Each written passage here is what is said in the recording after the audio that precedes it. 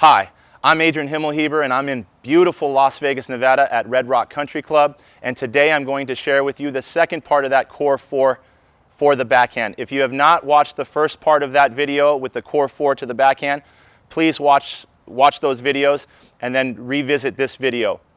So the second part of that core four would be tip 3 and 4.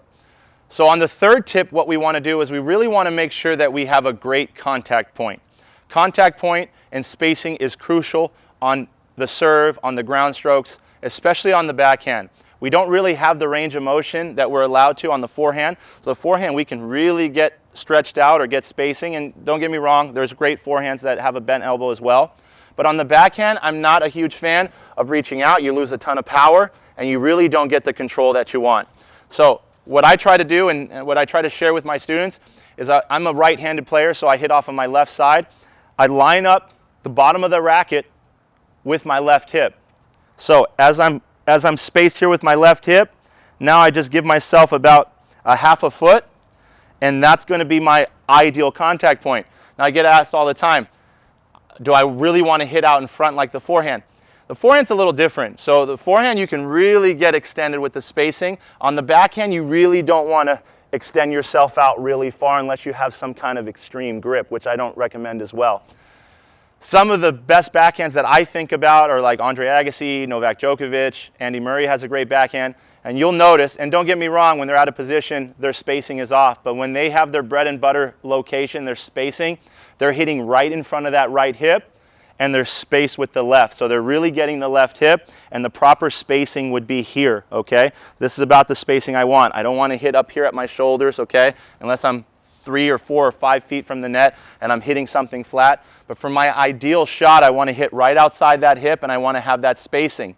The other part to this is that you want to make sure that you have pretty much a neutral racket face. So you don't want to be too closed, and you definitely don't want to be open.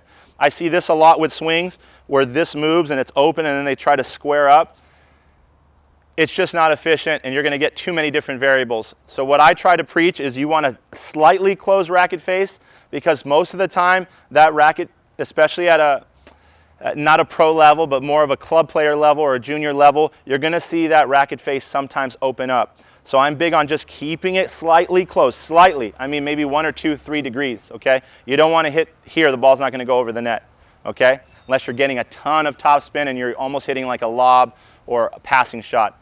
But that's a different shot. I'm talking about our bread and butter baseline backhand, okay? So we want to square up with the racket, and as we make contact, okay, that's when the racket head starts to kind of control over the ball and stay over the ball, and the racket tends to slightly close or close completely towards the end of the finish. The fourth part of that core four would be the extension combined with the follow through, okay, or the finish.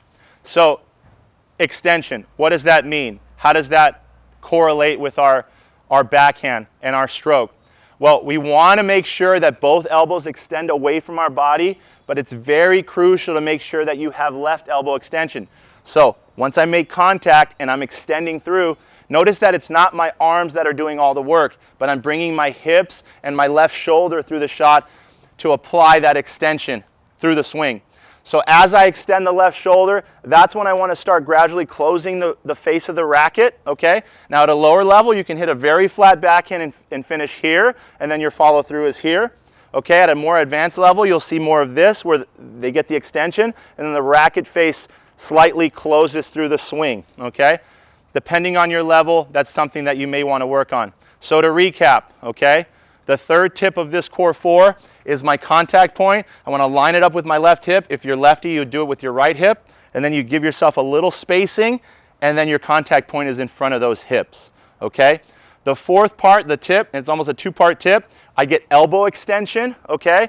And I tell my students, you want to line up with this right shoulder, and you want this left hand lined up with this right shoulder. That would be proper extension. So it almost looks like this. Now, depending on my level, I talked about that second part, closing the racket face and having control, and then relaxing on the finish. If you enjoyed today's free lesson, please make sure that your notifications are turned on. I have a free gift for you that I want to share with you. I've worked with some of the best players and coaches in Spain, and they have a system that works. They've developed players from all skill levels. I want to share that free gift with you, so please click on the link below or somewhere on this page. Make sure your notifications are turned on, and I look forward to seeing you on the court very soon.